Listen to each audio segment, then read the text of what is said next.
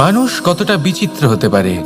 সব সময় স্বপ্ন দেখতে থাকে যে কাল আমি এটা করব, কাল আমি ওটা শুরু করব, কাল আমি ওটা সম্পন্ন করব। এই যে কাল শব্দটা, এই কাল অত্যন্ত বিচিত্র এক শব্দ। আমরা সবসময় এটাকে আসতে দেখতে পাই, কিন্তু এটা আসাতে বর্তমানে পরিণত হয়।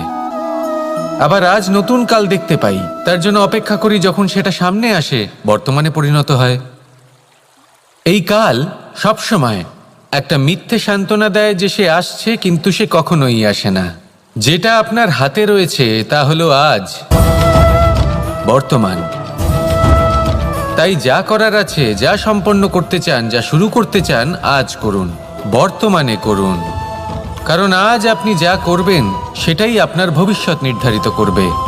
ভবিষ্যতের বিষয়ে ভাবতে থাকলে ভবিষ্যৎ সুন্দর হবে না। আজ কর্ম করতে হবে। তাই আজ বর্তমানে জীবনযাপন করুন, কর্ম করুন, আর আমার সাথে ভালোবেসে বলুন রাধা রাধা।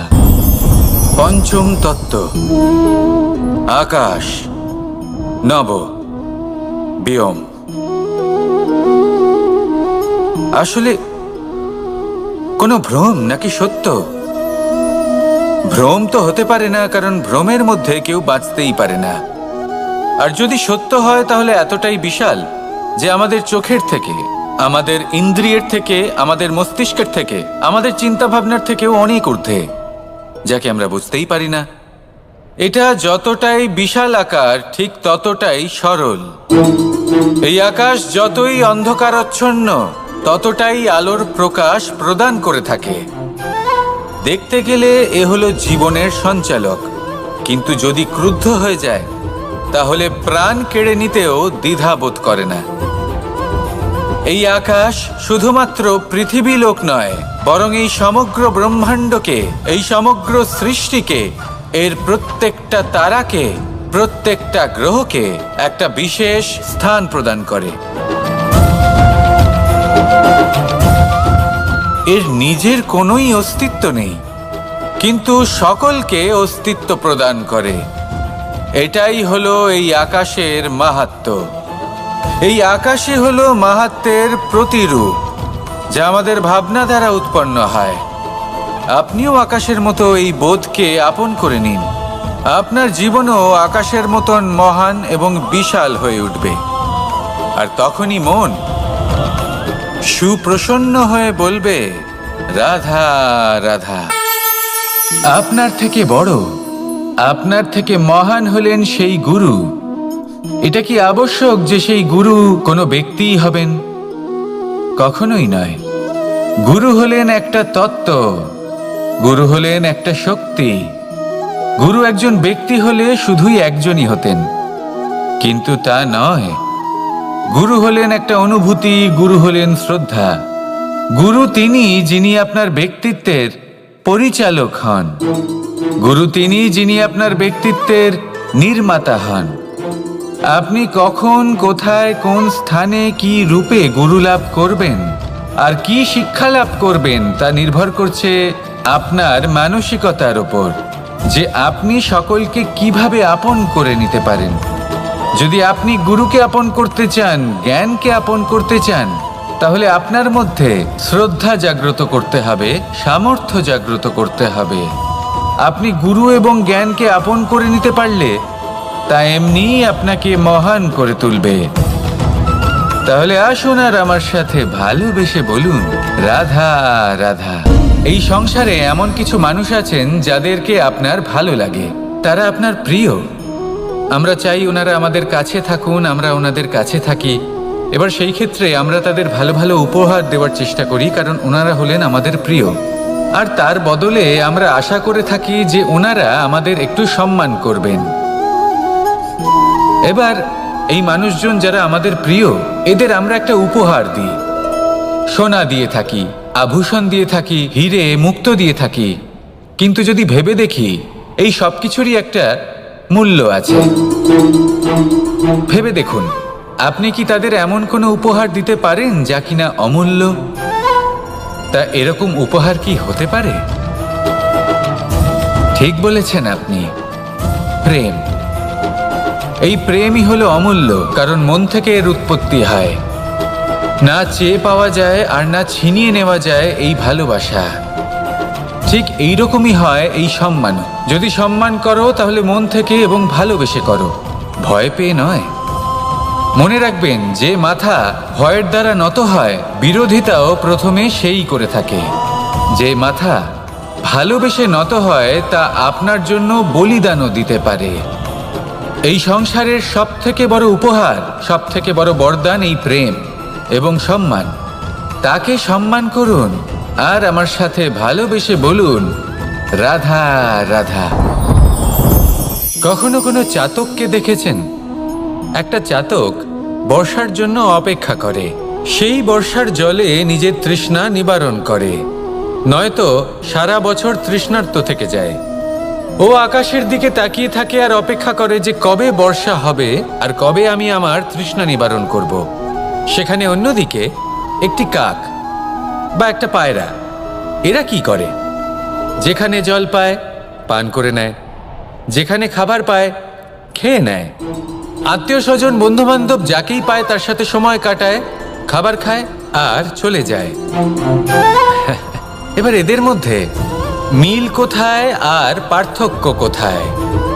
দুজনের কাছেই ডানা রয়েছে, দুজনেই উড়তে পারে। এই আকাশ হলো ওদের, খাবারের দানা ওদের। পার্থক্য হলো তাদের অভিলাষার, পার্থক্য হলো তাদের আকাঙ্ক্ষার, পার্থক্য জীবন যাপনের ধরনের। এবার যত বেশি আকাঙ্ক্ষা থাকবে, যত দামি জীবনযাপন করার ইচ্ছে থাকবে, তত বেশি কষ্ট আপনাকে সহ্য করতে হবে। আবার অন্যদিকে জীবন যত সরল হবে, জীবনযাপন যত সরল হবে, সমস্যা ততটাই কম হবে। তাই সবসময় চেষ্টা করবেন আপনার মানসিকতা এবং আপনার জীবন যেন সরল হয়। ভালোবাসতে থাকুন। যদি কেউ আপনাকে ভালোবাসে, তাকেও আপনি ভালোবাসা ফিরিয়ে দিন।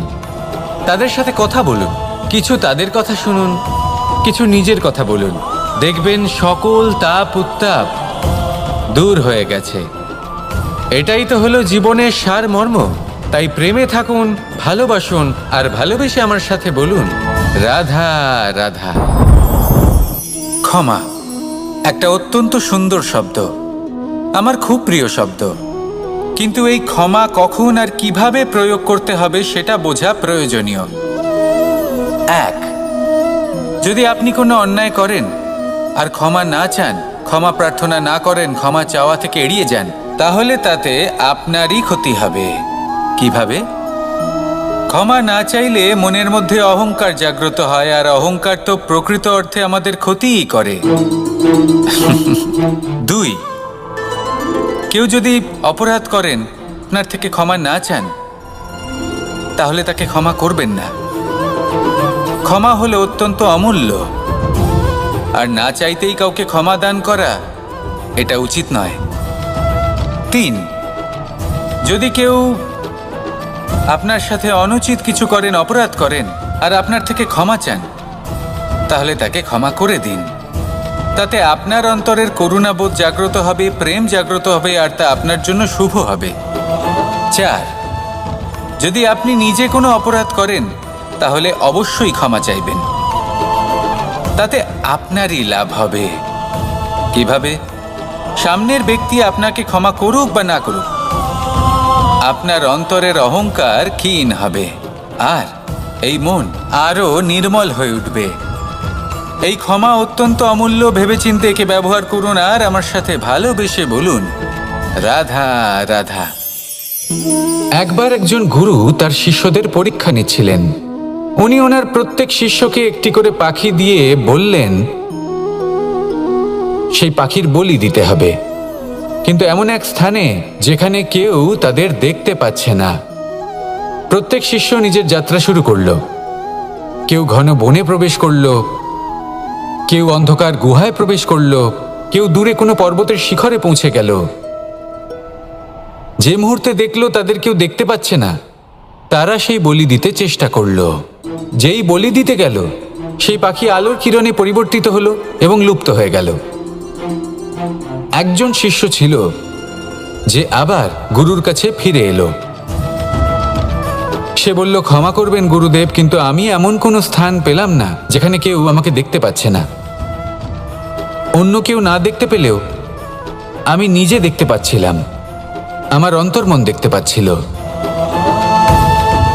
সেই শিষ্য বুঝতে পেরেছিল যে পরমাত্মার দৃষ্টি সবসময় তাকে দেখতে পাচ্ছে, আর ও কখনো অনুচিত কর্ম করতে পারবে না। আর শুধুমাত্র এই কারণে সেই শিষ্যই সেই পরীক্ষায় উত্তীর্ণ হলো। আসুন আর আমার সাথে ভালোবেসে বলুন, রাধা রাধা। আমরা সবাই ফল খাই, কিন্তু আমাদের সেই ফলই প্রিয় হয় যে পরিপক্ক হয়ে ওঠে, যেটা নম্র হয়, আর যে ফল অনেক বেশি মিষ্টি আর সুস্বাদু হয়ে থাকে, যাদের রঙে বাহার দেখা যায়। সেইভাবে জীবনে আমরা নানান মানুষের সাথে পরিচিত হই, কিন্তু সেই মানুষই আমাদের মন ছুঁয়ে যায় যারা বিনম্র স্বভাবের, যাদের বাণী খুব মধুর, যাদের অন্তরে আত্মবিশ্বাসের একটা তেজ, একটা রং দেখা যায়। এবার এমন ব্যক্তি আমরা কি করে হব? ঠিক সেইভাবেই যেমন একটা ফল রোদ, বর্ষা, শীত, বায়ু এই সকল সংকটময় পরিস্থিতির সম্মুখীন হয়ে পরিপক্ক হয়ে ওঠে, সেইভাবেই মানুষ সংকটময় পরিস্থিতির সম্মুখীন হয়ে পরিপক্ক হয়ে ওঠেন। যদি এই সংকটের সম্মুখীন হন তাহলে অভিজ্ঞ হবেন, আর এই অভিজ্ঞতাই শিক্ষা দিয়ে যাবে। এই অভিজ্ঞতা আমাদের শিখিয়ে দেয় যে আমাদের বিনম্র থাকতে হবে, অহংকার করে কোনো লাভ নেই। মধুর বাণীর যে কি মূল্য তা আমরা শিখতে পারি। এই অভিজ্ঞতাই আমাদের বুঝিয়ে দেয় যে উচিত অনুচিত কোনটা, আমাদের দৃষ্টিভঙ্গি তৈরি করে, আর এই দৃষ্টিভঙ্গি দ্বারা আত্মবিশ্বাস জাগ্রত হয়। সেই জন্য জীবনে কখনো বিপদ থেকে দূরে পালাবেন না, সেগুলোর সম্মুখীন হন, অভিজ্ঞতা লাভ করুন, তার থেকে শিক্ষা লাভ করুন, এইভাবেই পরিপক্ক হবেন। আসুন আমার সাথে ভালোবেসে বলুন, রাধা রাধা। মানুষ বর্তমানে নিজের জীবন অতিবাহিত করেন, কিন্তু তার জীবনে অতীতকাল এবং ভবিষ্যৎকাল এই দুটোরই সমান গুরুত্ব রয়েছে। অতীতকাল অতিবাহিত হয়ে গেছে এবং সেটা জীবিত থাকে আমাদের স্মৃতি হিসেবে, এবং ভবিষ্যৎ হলো সেটাই যেটা আমরা শুধুমাত্র কল্পনাই করতে পারি। এবার অতীতের কিছু স্মৃতি এমন থাকে যা আমাদের কাছে আনন্দময় হয় না, তা কটু হয়, দুঃখজনক হয়, যন্ত্রণাদায়ক হয়। আমরা যা কিছুই করি তা বদলে ফেলতে পারবো না, কিন্তু ভবিষ্যৎকাল সেটা আমরা রচনা অবশ্যই করতে পারি, যদি আজ আমরা শ্রেষ্ঠ কর্ম করি। যদি আজকের এই দিনটা আমরা আনন্দের সাথে অতিবাহিত করি, সুখের সাথে অতিবাহিত করি, এক একটা মুহূর্ত আমরা আনন্দ এবং ভালোবাসার সাথে অতিবাহিত করি, আপনার আজকের এই কর্ম আপনার ভবিষ্যৎ নির্ধারণ করবে। আজ আপনি যেভাবে জীবন কাটাবেন তা ভবিষ্যতে গিয়ে অতীতকালে পরিণত হবে, আর তখন আপনি এমন স্মৃতি খুঁজে পাবেন যেখানে আপনি প্রত্যেকটি মুহূর্ত প্রেম এবং আনন্দের সাথে অতিবাহিত করেছেন, এবং সেই স্মৃতি মধুর হবে। তাহলে আজ শ্রেষ্ঠ এবং উচিত কর্ম করুন, আপনি নিশ্চিত রূপে একটি উজ্জ্বল, শুদ্ধ, পবিত্র এবং আনন্দময় ভবিষ্যৎ লাভ করবেন। আসুন আমার সাথে ভালোবেসে বলুন, রাধা রাধা। এই সংসারে অনেক অনেক এমন জ্ঞানী আছেন যারা নিজের সমস্ত জীবন জ্ঞান অর্জন করতে অতিবাহিত করেছেন। এই সংসারে এমন কোনো বেদ নেই, কোনো পুরাণ নেই, কোনো শাস্ত্র নেই, কোনো ভাষা নেই যা ওনারা জানেন না। এমন কোনো বিষয় নেই যা নিয়ে ওনারা কোনো বক্তব্য রাখতে পারবেন না। কিন্তু আমরা এই সকল জ্ঞানীকে কি ভালোবাসতে পারি? এনাদের সকলকে সম্মান করতে পারি না। কারণটা কি? দেখুন, বেদ পড়া একটি আলাদা বিষয়, বেদনা বুঝতে পারা অন্য ব্যাপার। এবং বেদনা বোঝার জন্য, সেই জ্ঞান লাভ করার জন্য আপনাকে মন থেকে করুণা এবং প্রেমের সঠিক অর্থ বুঝতে হবে। সামনের ব্যক্তির বেদনা বুঝতে হবে, তার যন্ত্রণাকে বুঝতে হবে। তারপর যে জ্ঞান আপনি অর্জন করেছেন বেদ থেকে, পুরাণ থেকে, শাস্ত্র থেকে, তা প্রয়োগ করে তার বেদনার নিবারণ করা, সেটা বেশি গুরুত্বপূর্ণ। সেই জন্য জীবনে শুধুমাত্র শাস্ত্র এবং বেদ পড়ে জ্ঞান অর্জন করতে সময় নষ্ট করবেন না। মন থেকে প্রেমের কি অর্থ সেই বিষয়ে জ্ঞান লাভ করার চেষ্টা করুন, করুণাও বুঝতে চেষ্টা করুন। একজন শ্রেষ্ঠ ব্যক্তি হয়ে উঠুন, আর আমার সাথে ভালোবেসে বলুন, রাধা রাধা।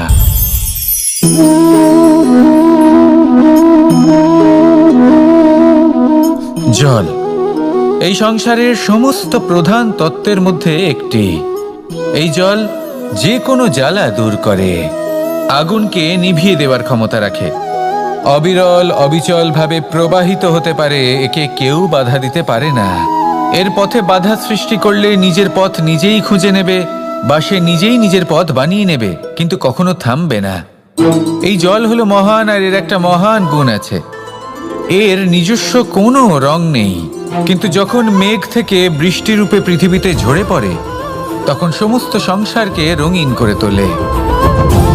যেখানে খরা হয়েছে সেখানে শ্যামল করে তোলে, যে স্থান শ্যামল সেখানে ভিন্ন ভিন্ন প্রকারের পুষ্প ফুটিয়ে তোলে। এই জলের মতন আমাদের হতে হবে। ওর যেমন কোনো রং নেই, আমাদেরও যেন কোনো অহংকার না থাকে। শুধু কর্মের এই ধারাতে বইতে থাকুন, এই সংসারের মঙ্গল করতে থাকুন, শ্রেষ্ঠ কর্ম করতে থাকুন। এই সংসারকে এটা বলার কোনো প্রয়োজন নেই যে আপনি কে। আপনি যদি কর্ম করতে থাকেন তাহলে এই সংসার নিজে থেকেই আপনার মূল্য জানতে পারবে, আর তখন এই মন প্রসন্ন হয়ে বলবে, রাধা রাধা। বড়ই অদ্ভুত ব্যাপার, একটি পাথরের প্রতিমা যখন মন্দিরে স্থাপিত হয় তখন তা আমাদের কাছে ভগবান সম হয়ে দাঁড়ায়, কিন্তু যখন একজন জীবিত মানুষ মন্দিরে গিয়ে থাকেন তখন তার শরীর, মন, আত্মা সেই সব পাথর সম হয়ে দাঁড়ায়। কিন্তু এমনটা আমি ঠিক কেন বললাম ভেবে দেখুন। মানুষ এটা চান যে কোনো পরিস্থিতি, যে কোনো স্থানেই তার বিজয় হোক, কিন্তু এখানে এসে সে পরাজিত হয়। এরকম ঠিক কেন হয়? সমস্ত খেলা হলো ভাবনা চিন্তার, বিচারধারার, দৃষ্টিভঙ্গির, উত্তরদায়িত্বের খেলা। পাষাণের এই প্রতিমা, তার একটি উত্তরদায়িত্ব আছে, আশা ধরে রাখার দায়িত্ব। সেই আশা জানিয়ে মানুষ মন্দিরে আসেন। তেমনি মানুষের একটি উত্তরদায়িত্ব আছে যেটা সে ভুলে যায়, আর সেই উত্তরদায়িত্ব হলো এটা, যে মন্দিরে যে ভগবানকে সে প্রসন্ন করতে যাচ্ছে তাকে সে তখনই খুঁজে পাবে যখন পূর্ণরূপে সে সমর্পিত থাকবে। যদি মনে সমর্পণের ভাব না থাকে তাহলে ভগবান কখনো প্রসন্ন হবেন না। নিজের উত্তরদায়িত্ব বোঝার বদলে মানুষ শুধু একটা অনুষ্ঠান পালন করেন, যেমন ফুলের একটা মালা অর্পণ করেন, আর সেই কারণেই তিনি পরাজিত হন। আপনি ফুলের মালা অর্পণ করুন, প্রসাদ অর্পণ করুন, কিন্তু মনের মধ্যে পূর্ণ সমর্পণের ভাব থাকা প্রয়োজনীয়। তবেই আপনি মন্দিরে গিয়েও প্রাণবন্ত হয়ে থাকতে পারবেন, তবেই ঈশ্বরকে প্রসন্ন করতে পারবেন। আসুন আমার সাথে ভালোবেসে বলুন, রাধা রাধা। এই প্রেম মানুষকে দিয়ে কি না করাতে পারে, বড় বড় কাজ করাতে পারে, বড় বড় বাধা পার করাতে পারে।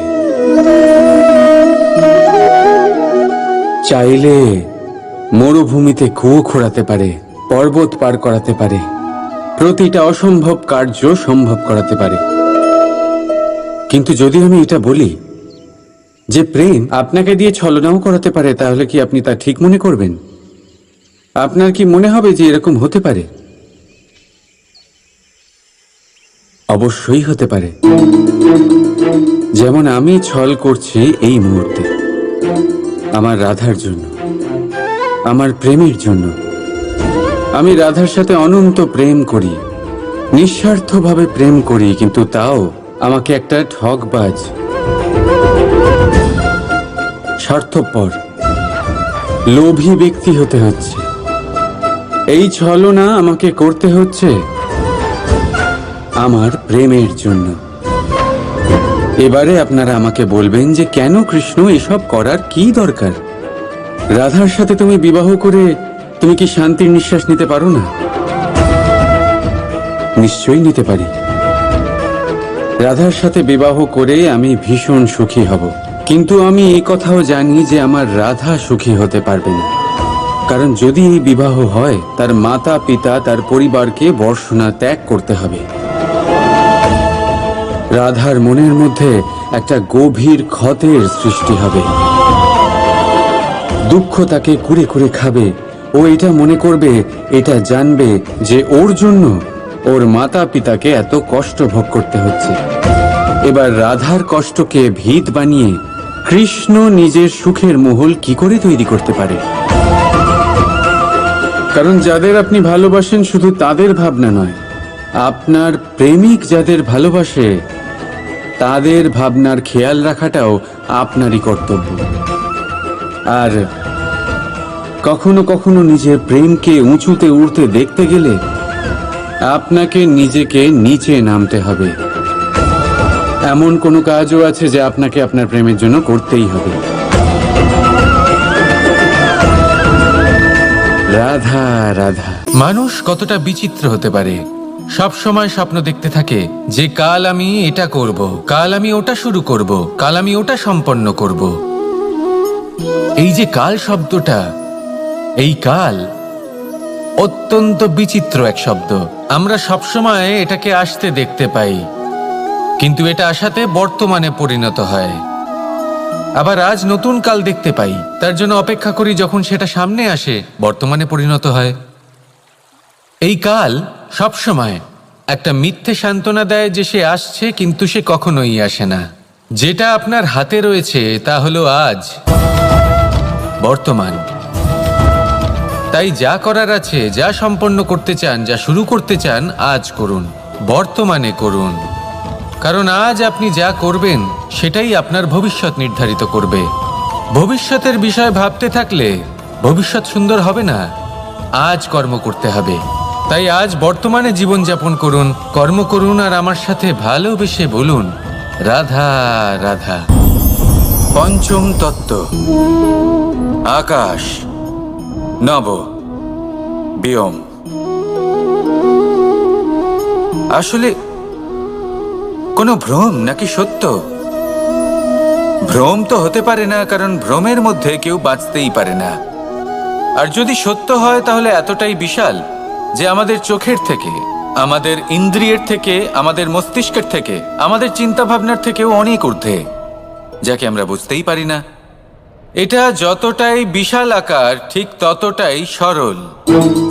এই আকাশ যতই অন্ধকারাচ্ছন্ন ততটাই আলোর প্রকাশ প্রদান করে থাকে। দেখতে গেলে এ হলো জীবনের সঞ্চালক, কিন্তু যদি ক্রুদ্ধ হয়ে যায় তাহলে প্রাণ কেড়ে নিতেও দ্বিধা বোধ করে না। এই আকাশ শুধুমাত্র পৃথিবী লোক নয়, বরং এই সমগ্র ব্রহ্মাণ্ডকে, এই সমগ্র সৃষ্টিকে, এর প্রত্যেকটা তারাকে, প্রত্যেকটা গ্রহকে একটা বিশেষ স্থান প্রদান করে। এর নিজের কোনোই অস্তিত্ব নেই, কিন্তু সকলকে অস্তিত্ব প্রদান করে। এটাই হলো এই আকাশের মাহাত্ম্য। এই আকাশই হলো মাহাত্ম্যের প্রতিরূপ, যা আমাদের ভাবনা দ্বারা উৎপন্ন হয়। আপনিও আকাশের মতো এই বোধকে আপন করে নিন। আপনার জীবনও আকাশের মতন মহান এবং বিশাল হয়ে উঠবে। আর তখনই মন সুপ্রসন্ন হয়ে বলবে রাধা রাধা। আপনার থেকে বড়, আপনার থেকে মহান হলেন সেই গুরু। এটা কি আবশ্যক যে সেই গুরু কোনো ব্যক্তিই হবেন? কখনোই নয়। গুরু হলেন একটা তত্ত্ব, গুরু হলেন একটা শক্তি। গুরু একজন ব্যক্তি হলে শুধুই একজনই হতেন, কিন্তু তা নয়। গুরু হলেন একটা অনুভূতি, গুরু হলেন শ্রদ্ধা। গুরু তিনি যিনি আপনার ব্যক্তিত্বের পরিচালক হন। গুরু তিনি যিনি আপনার ব্যক্তিত্বের নির্মাতা হন। আপনি কখন, কোথায়, কোন স্থানে, কি রূপে গুরু লাভ করবেন আর কি শিক্ষা লাভ করবেন তা নির্ভর করছে আপনার মানসিকতার উপর, যে আপনি সকলকে কিভাবে আপন করে নিতে পারেন। যদি আপনি গুরুকে আপন করতে চান, জ্ঞানকে আপন করতে চান, তাহলে আপনার মধ্যে শ্রদ্ধা জাগ্রত করতে হবে, সামর্থ্য জাগ্রত করতে হবে। আপনি গুরু এবং জ্ঞানকে আপন করে নিতে পারলে তা এমনিই আপনাকে মহান করে তুলবে। তাহলে আসুন আর আমার সাথে ভালোবেসে বলুন রাধা রাধা। এই সংসারে এমন কিছু মানুষ আছেন যাদেরকে আপনার ভালো লাগে, তারা আপনার প্রিয়, আমরা চাই ওনারা আমাদের কাছে থাকুন, আমরা ওনাদের কাছে থাকি। এবার সেই ক্ষেত্রে আমরা তাদের ভালো ভালো উপহার দেওয়ার চেষ্টা করি, কারণ ওনারা হলেন আমাদের প্রিয়। আর তার বদলে আমরা আশা করে থাকি যে ওনারা আমাদের একটু সম্মান করবেন। এবার এই মানুষজন যারা আমাদের প্রিয়, এদের আমরা একটা উপহার দিই। সোনা দিয়ে থাকি, আভূষণ দিয়ে থাকি, হিরে মুক্ত দিয়ে থাকি। কিন্তু যদি ভেবে দেখি, এই সব কিছুরই একটা মূল্য আছে। ভেবে দেখুন, আপনি কি তাদের এমন কোনো উপহার দিতে পারেন যা কিনা অমূল্য? তা এরকম উপহার কি হতে পারে? ঠিক বলেছেন আপনি, প্রেম। এই প্রেমই হলো অমূল্য, কারণ মন থেকে এর উৎপত্তি হয়। না চেয়ে পাওয়া যায় আর না ছিনিয়ে নেওয়া যায় এই ভালোবাসা। ঠিক এইরকমই হয় এই সম্মান। যদি সম্মান করো তাহলে মন থেকে এবং ভালোবেসে করো, ভয় পেয়ে নয়। মনে রাখবেন, যে মাথা ভয়ের দ্বারা নত হয়, বিরোধিতাও প্রথমে সেই করে থাকে। যে মাথা ভালোবেসে নত হয়, তা আপনার জন্য বলিদানও দিতে পারে। এই সংসারের সব থেকে বড় উপহার, সব থেকে বড় বরদান এই প্রেম এবং সম্মান। তাকে সম্মান করুন আর আমার সাথে ভালোবেসে বলুন, রাধা রাধা। কখনো কোনো চাতককে দেখেছেন? একটা চাতক বর্ষার জন্য অপেক্ষা করে। সেই বর্ষার জলে নিজের তৃষ্ণা নিবারণ করে, নয়তো সারা বছর তৃষ্ণার্ত থেকে যায়। ও আকাশের দিকে তাকিয়ে থাকে আর অপেক্ষা করে যে কবে বর্ষা হবে আর কবে আমি আমার তৃষ্ণা নিবারণ করব। সেখানে অন্যদিকে একটি কাক বা একটা পায়রা, এরা কি করে? যেখানে জল পায় পান করে নেয়, যেখানে খাবার পায় খেয়ে নেয়, আত্মীয় স্বজন বন্ধু বান্ধব যাকেই পায় তার সাথে সময় কাটায়, খাবার খায় আর চলে যায়। এবার এদের মধ্যে মিল কোথায় আর পার্থক্য কোথায়? দুজনের কাছেই ডানা রয়েছে, দুজনেই উড়তে পারে। এই আকাশ হলো ওদের, খাবারের দানা ওদের। পার্থক্য হলো তাদের অভিলাষার, পার্থক্য হলো তাদের আকাঙ্ক্ষার, পার্থক্য জীবন যাপনের ধরনের। এবার যত বেশি আকাঙ্ক্ষা থাকবে, যত দামি জীবনযাপন করার ইচ্ছে থাকবে, তত বেশি কষ্ট আপনাকে সহ্য করতে হবে। আবার অন্যদিকে জীবন যত সরল হবে, জীবনযাপন যত সরল হবে, সমস্যা ততটাই কম হবে। তাই সবসময় চেষ্টা করবেন আপনার মানসিকতা এবং আপনার জীবন যেন সরল হয়। ভালোবাসতে থাকুন। যদি কেউ আপনাকে ভালোবাসে, তাকেও আপনি ভালোবাসা ফিরিয়ে দিন। তাদের সাথে কথা বলুন, কিছু তাদের কথা শুনুন, কিছু নিজের কথা বলুন। দেখবেন সকল তাপ উত্তাপ দূর হয়ে গেছে। এটাই তো হলো জীবনের সারমর্ম। তাই প্রেমে থাকুন, ভালোবাসুন, আর ভালোবেসে আমার সাথে বলুন, রাধা রাধা। ক্ষমা একটা অত্যন্ত সুন্দর শব্দ, আমার খুব প্রিয় শব্দ। কিন্তু এই ক্ষমা কখন আর কিভাবে প্রয়োগ করতে হবে সেটা বোঝা প্রয়োজনীয়। এক, যদি আপনি কোনো অন্যায় করেন আর ক্ষমা না চান, ক্ষমা প্রার্থনা না করেন, ক্ষমা চাওয়া থেকে এড়িয়ে যান, তাহলে তাতে আপনারই ক্ষতি হবে। কিভাবে? ক্ষমা না চাইলে মনের মধ্যে অহংকার জাগ্রত হয়, আর অহংকার তো প্রকৃত অর্থে আমাদের ক্ষতিই করে। দুই, কেউ যদি অপরাধ করেন, আপনার থেকে ক্ষমা না চান, তাহলে তাকে ক্ষমা করবেন না। ক্ষমা হলো অত্যন্ত অমূল্য, আর না চাইতেই কাউকে ক্ষমা দান করা এটা উচিত নয়। তিন, যদি কেউ আপনার সাথে অনুচিত কিছু করেন, অপরাধ করেন, আর আপনার থেকে ক্ষমা চান, তাহলে তাকে ক্ষমা করে দিন। তাতে আপনার অন্তরের করুণাবোধ জাগ্রত হবে, প্রেম জাগ্রত হবে, আর তা আপনার জন্য শুভ হবে। চার, যদি আপনি নিজে কোনো অপরাধ করেন, তাহলে অবশ্যই ক্ষমা চাইবেন। তাতে আপনারই লাভ হবে। কিভাবে? সামনের ব্যক্তি আপনাকে ক্ষমা করুক বা না করুক, আপনার অন্তরের অহংকার ক্ষীণ হবে, আর এই মন আরো নির্মল হয়ে উঠবে। এই ক্ষমা অত্যন্ত অমূল্য। ভেবেচিন্তে একে ব্যবহার করুন আর আমার সাথে ভালোবেসে বলুন, রাধা রাধা। একবার একজন গুরু তার শিষ্যদের পরীক্ষা নিচ্ছিলেন। উনি ওনার প্রত্যেক শিষ্যকে একটি করে পাখি দিয়ে বললেন সেই পাখির বলি দিতে হবে, কিন্তু এমন এক স্থানে যেখানে কেউ তাদের দেখতে পাচ্ছে না। প্রত্যেক শিষ্য নিজের যাত্রা শুরু করলো। কেউ ঘন বনে প্রবেশ করলো, কেউ অন্ধকার গুহায় প্রবেশ করলো, কেউ দূরে কোনো পর্বতের শিখরে পৌঁছে গেল। যে মুহূর্তে দেখলো তাদের কেউ দেখতে পাচ্ছে না, তারা সেই বলি দিতে চেষ্টা করলো। যেই বলি দিতে গেল, সেই পাখি আলোর কিরণে পরিবর্তিত হলো এবং লুপ্ত হয়ে গেল। একজন শিষ্য ছিল যে আবার গুরুর কাছে ফিরে এলো। সে বলল, ক্ষমা করবেন গুরুদেব, কিন্তু আমি এমন কোনো স্থান পেলাম না যেখানে কেউ আমাকে দেখতে পাচ্ছে না। অন্য কেউ না দেখতে পেলেও আমি নিজে দেখতে পাচ্ছিলাম, আমার অন্তর্মন দেখতে পাচ্ছিল। সেই শিষ্য বুঝতে পেরেছিল যে পরমাত্মার দৃষ্টি সবসময় তাকে দেখতে পাচ্ছে, আর ও কখনো অনুচিত কর্ম করতে পারবে না। আর শুধুমাত্র এই কারণে সেই শিষ্যই সেই পরীক্ষায় উত্তীর্ণ হলো। আসুন আর আমার সাথে ভালোবেসে বলুন, রাধা রাধা। আমরা সবাই ফল খাই, কিন্তু আমাদের সেই ফলই প্রিয় হয় যে পরিপক্ক হয়ে ওঠে, যেটা নম্র হয়, আর যে ফল অনেক বেশি মিষ্টি আর সুস্বাদু হয়ে থাকে, যাদের রঙে বাহার দেখা যায়। সেইভাবে জীবনে আমরা নানান মানুষের সাথে পরিচিত হই, কিন্তু সেই মানুষই আমাদের মন ছুঁয়ে যায় যারা বিনম্র স্বভাবের, যাদের বাণী খুব মধুর, যাদের অন্তরে আত্মবিশ্বাসের একটা তেজ, একটা রং দেখা যায়। এবার এমন ব্যক্তি আমরা কি করে হব?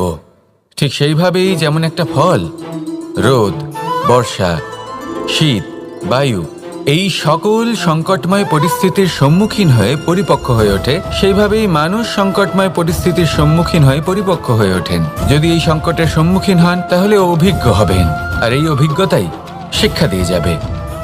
এই অভিজ্ঞতা আমাদের শিখিয়ে দেয় যে আমাদের বিনম্র থাকতে হবে, অহংকার করে কোনো লাভ নেই। মধুর বাণীর যে কি মূল্য তা আমরা শিখতে পারি। এই অভিজ্ঞতাই আমাদের বুঝিয়ে দেয় যে উচিত অনুচিত কোনটা, আমাদের দৃষ্টিভঙ্গি তৈরি করে, আর এই দৃষ্টিভঙ্গি দ্বারা আত্মবিশ্বাস জাগ্রত হয়। সেই জন্য জীবনে কখনো বিপদ থেকে দূরে পালাবেন না, সেগুলোর সম্মুখীন হন, অভিজ্ঞতা লাভ করুন, তার থেকে শিক্ষা লাভ করুন, এইভাবেই পরিপক্ক হবেন। আসুন আমার সাথে ভালোবেসে বলুন, রাধা রাধা। মানুষ বর্তমানে নিজের জীবন অতিবাহিত করেন, কিন্তু তার জীবনে অতীতকাল এবং ভবিষ্যৎকাল এই দুটোরই সমান গুরুত্ব রয়েছে।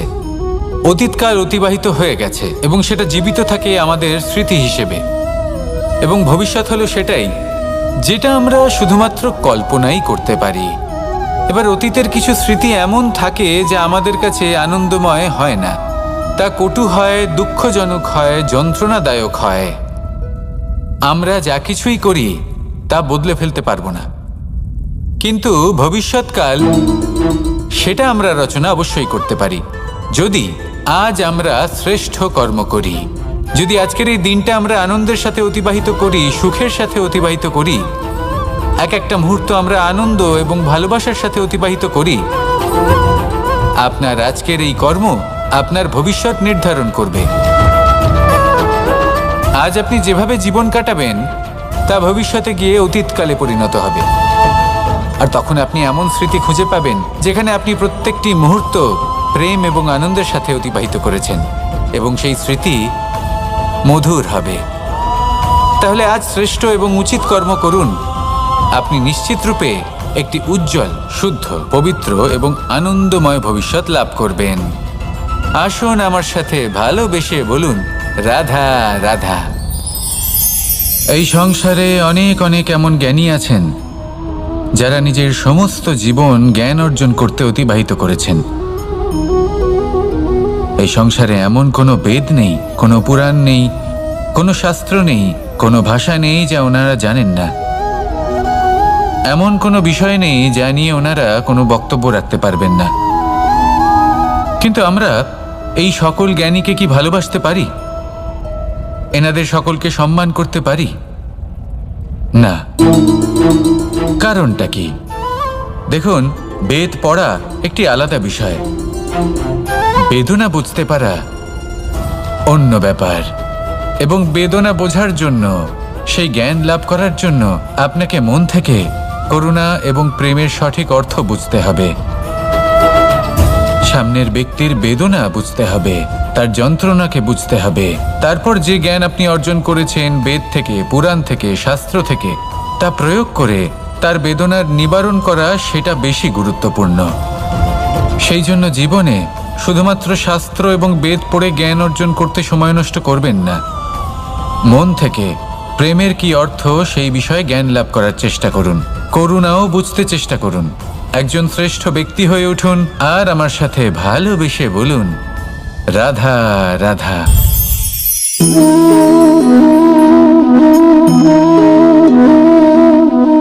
জল এই সংসারের সমস্ত প্রধান তত্ত্বের মধ্যে একটি। এই জল যে কোনো জ্বালা দূর করে, আগুনকে নিভিয়ে দেওয়ার ক্ষমতা রাখে, অবিরল অবিচল ভাবে প্রবাহিত হতে পারে, একে কেউ বাধা দিতে পারে না। এর পথে বাধা সৃষ্টি করলে নিজের পথ নিজেই খুঁজে নেবে বা সে নিজেই নিজের পথ বানিয়ে নেবে, কিন্তু কখনো থামবে না। এই জল হলো মহান, আর এর একটা মহান গুণ আছে, এর নিজস্ব কোনো রং নেই। কিন্তু যখন মেঘ থেকে বৃষ্টিরূপে পৃথিবীতে ঝরে পড়ে, তখন সমস্ত সংসারকে রঙিন করে তোলে।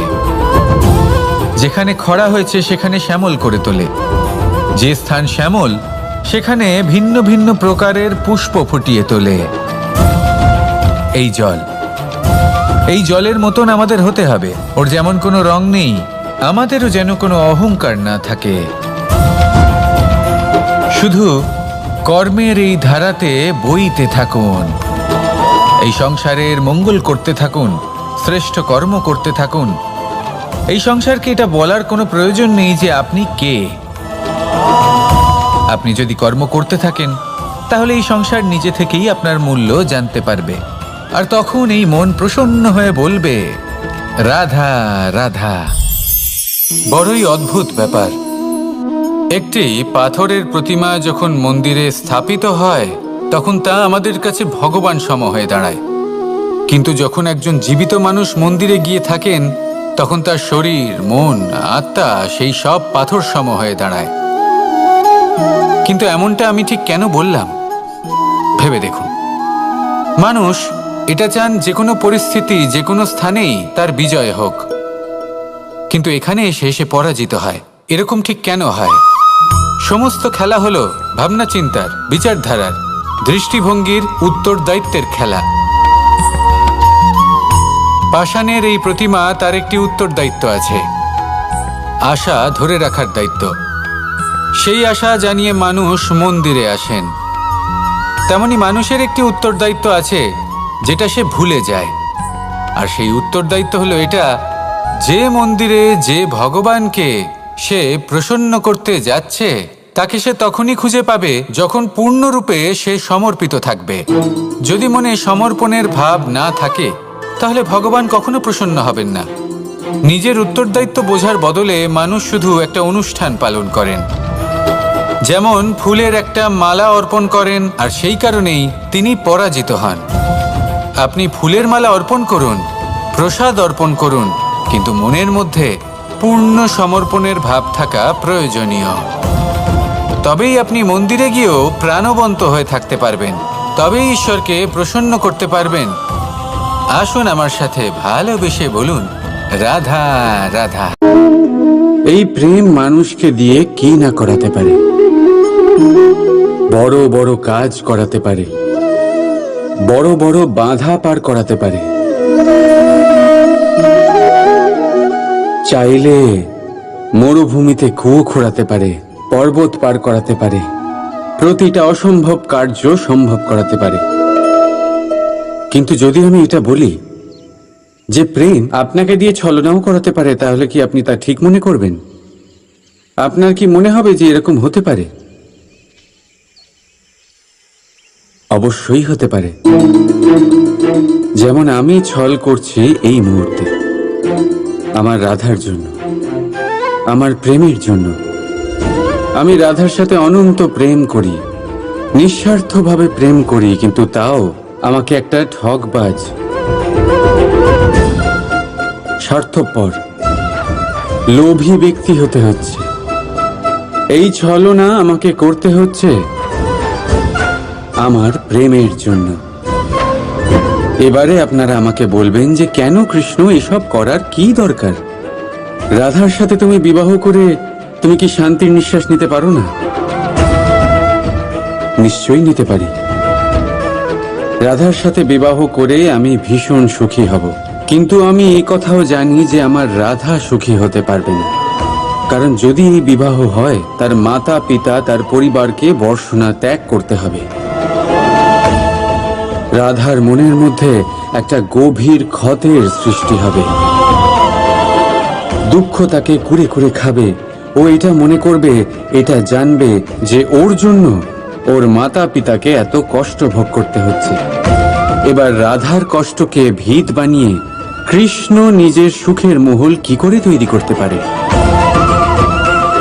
কারণ যাদের আপনি ভালোবাসেন শুধু তাদের ভাবনা নয়, আপনার প্রেমিক যাদের ভালোবাসে তাদের ভাবনার খেয়াল রাখাটাও আপনারই কর্তব্য।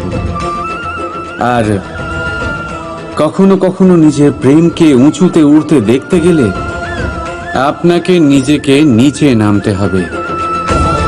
এমন কোনো কাজও আছে যে আপনাকে আপনার প্রেমের জন্য করতেই হবে। রাধা রাধা।